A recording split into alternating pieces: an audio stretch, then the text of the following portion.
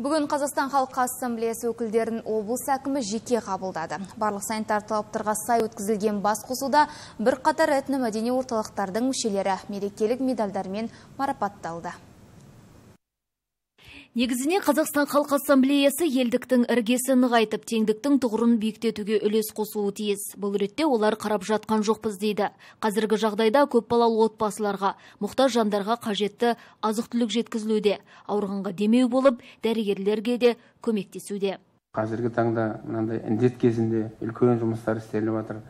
Біз енді сіздерге әр уақытта өзіміздің ризашылығымызды білдіреміз. Осындайда біз өзіміздің бірлігімізді, достығымызды, бір-бірімізге деген қамқорлығымызды көрсетуіміз керек. Біз енді неше бір қиындықтарды жеңеміз, егер бірге болсақ.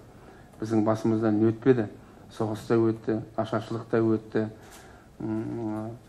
репрессияда өтті, бәрін өтті. Барлығын сол тек қана бірліктің қасында жеңіп келе жатырмыз.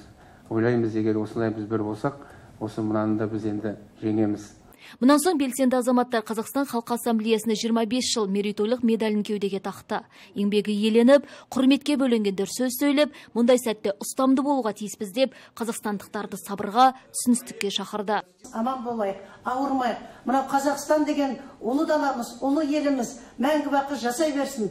Қиындыққа мойымайық, бәріміз бірге көтерген жүк жеңілдеп, бәріміз бір ауыздан жақсы сөздерімізді айтып, жақсы тірліктерімізді айтып, елге, жұртқа өзімізді үлгі етейік. Мерекеге орай облыстағы тату тірлік, берекелі бірлік жайында арнайы кітапта жарық көрді. Жалпы Жамбыл облысында 70-ге жуық өзге ұлт өкілдері мекен еткен. Олар 23 этномәдени орталықтың асына топтасып еңбек етуде. Мархабат Көпбосынова, Өміртай Абрай, Жамбыл Ньюс.